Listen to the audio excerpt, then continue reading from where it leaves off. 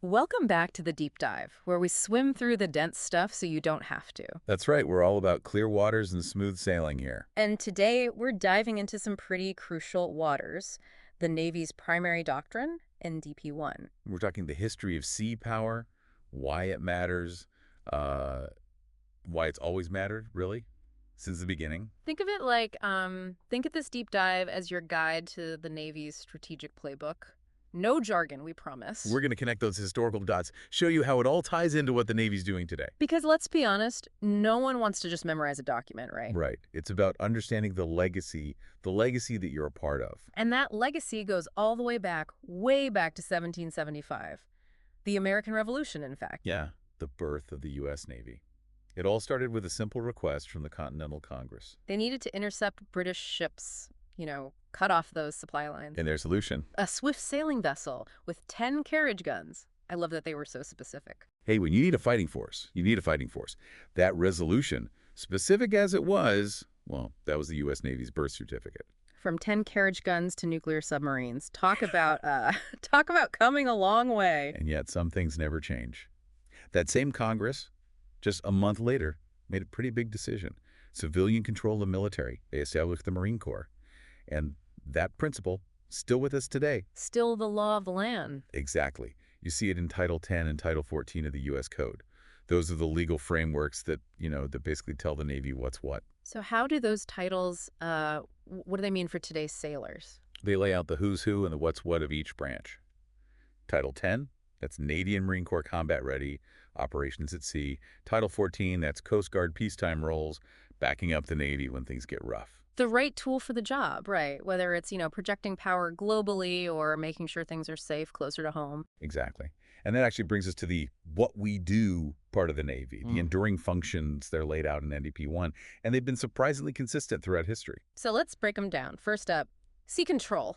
It's kind of like it's the base, the foundation, wouldn't you say? It's everything. Without sea control, the rest is just, well, good luck trying. It's like chess, Sea control is about controlling the board. Control the board, control the game, no sea control, no power projection, no deterrence. The whole thing falls apart. Like a house of cards in a hurricane. It's the ultimate enabler, sea control. And speaking of enabling, that takes us right to our next enduring function, right? Power projection. Now we're talking. This is where it gets interesting. This is about taking the fight to them, projecting military might across oceans. Think about Midway in World War II. Classic example, right? Yeah. Power projection in action. Textbook case, a decisive victory. They could strike quickly, decisively, halfway across the world. That's what changes the game. Game changer. And that's still a major part of naval strategy, isn't it? You bet it is. But power projection, it's not always about throwing punches. It's about having a big enough stick that you don't have to. And that, my friend, is deterrence. So deterrence. It's like the quiet kid in the room that you don't want to mess with. It's about preventing the fight in the first place, Yeah. Show of force, but a smart show of force. Yeah, like you don't bring a knife to a gunfight kind of thing. Exactly. You bring a bigger gun, or in our case, a fleet of them. And those ballistic missile submarines, talk about a trump card. That's deterrence, front and center. Yeah, just the fact that they're out there somewhere, it's got to make someone think twice, right? Guaranteed. And it's not just the big guns either. Our ships, out there all over the world, they're making a statement too. It's like saying, we're here, we're capable, don't even try it. Yeah, I bet seeing a US Navy ship pull into port sends a pretty clear message, like, let's keep things cool, all right? Subtle, but effective. Speaking of subtle, that brings us to maritime security. Right, maritime security. Now, it might not have the same, the same pizzazz as, like, launching jets off a carrier. Not as flashy. Yeah, but it's huge, right? I mean, keeping those sea lanes open, fighting piracy. It's the foundation of global trade, my friend. Without it, everything falls apart. Those goods you rely on every day. Yeah. They don't just magically appear on store shelves, they cross oceans. Someone's got to keep those sea lanes safe. That's actually a really good point. Without maritime security, the whole world feels it. Supply chains break down, economies falter. Yeah. It's a domino effect. Okay, so that's maritime security keeping the world running smoothly. And then there's sea lift. Now, whenever I hear sea lift, I just picture those massive cargo ships. Thousands of containers, all that cargo. It's the logistical backbone. Without it, you can't sustain a military operation. Can't fight a war, if you can't get your boots on the ground and the beans, bullets, and bandages to keep them there. You know what they say, amateurs talk tactics, professionals study logistics. And sea lift, that's logistics on a massive scale. During a major conflict, it's how the vast majority of military cargo gets where it needs to be, absolutely essential. Can't argue with that. So we've covered a lot of ground here. Sea control, power projection, deterrence, maritime security, and sea lift. They all play a vital role. But there's one more piece of the puzzle that we need to talk about, and that's naval diplomacy. Ah, yes, naval diplomacy. This one often flies under the radar. Yeah, how does it fit in with everything else we've been discussing? Think of it as leveraging the Navy's reach, not just for military objectives, but for building bridges. Diplomacy on a global scale. Right. It's not always about flexing your muscles, right? Sometimes it's about shaking hands and building relationships. Exactly. It's about engagement, showing a commitment to partnership, Yeah. and sometimes a friendly port visit speaks volumes. It's like that old saying, keep your friends close and your enemies guessing.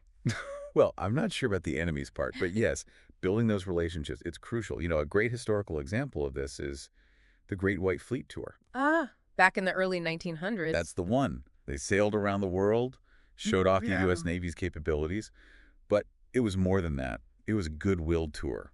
It was about promoting peace, fostering understanding between nations, pure naval diplomacy. It's amazing how just by sailing those ships around the world, they were able to shape global perceptions, build relationships. It's pretty remarkable when you think about it. But okay, so we have all these different functions, all these moving parts. How does the Navy make sure it all works together smoothly? How do we keep from just, randomly sailing around? That's where levels of warfare come in. It's about connecting the dots, linking what happens on a ship on the open ocean to the bigger strategic picture. So it's about making sure that everything we do, every action we take, ties back to the overall mission. Exactly. Think of it like a pyramid. Okay, like a pyramid, levels of warfare. Exactly. Strategic level at the top, that's the big picture of what we're trying to achieve. Then at the bottom, you've got the tactical level. That's where the rubber meets the road, the how. The actual operations. So where does that leave? Operational level.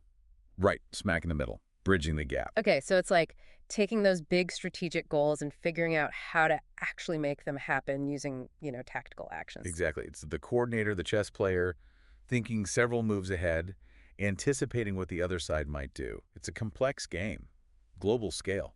And NDP-1, it actually points out that sometimes those lines between the levels, they can get a little blurry in naval warfare, right? Absolutely. Things happen fast.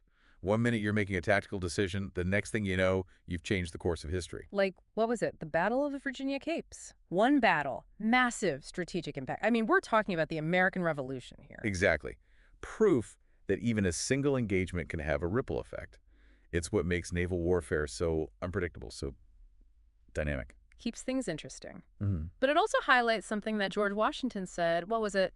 The Navy must have the casting vote? He knew what he was talking about, that's for sure. Yeah. Even back then, sea power, it was a game changer. Still is. And that brings us to, well, you, the listener. Because no matter what your role is in the Navy, you're part of that legacy. Part of that casting vote. Whether you're on a destroyer, submarine, back at base, Yeah. you're shaping global affairs.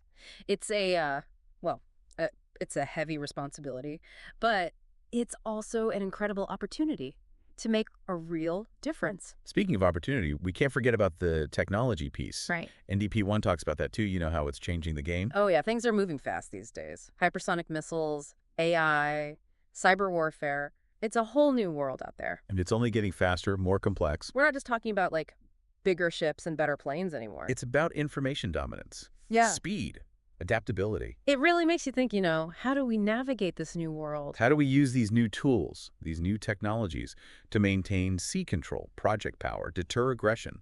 That's the question. And that's what we want you to think about, because the answers, they matter. Not just for the Navy, but for the future, for all of us. Couldn't have said it better myself. Well, that about wraps up our deep dive into NDP-1. Thanks for joining us. Until next time, fair winds and following seas.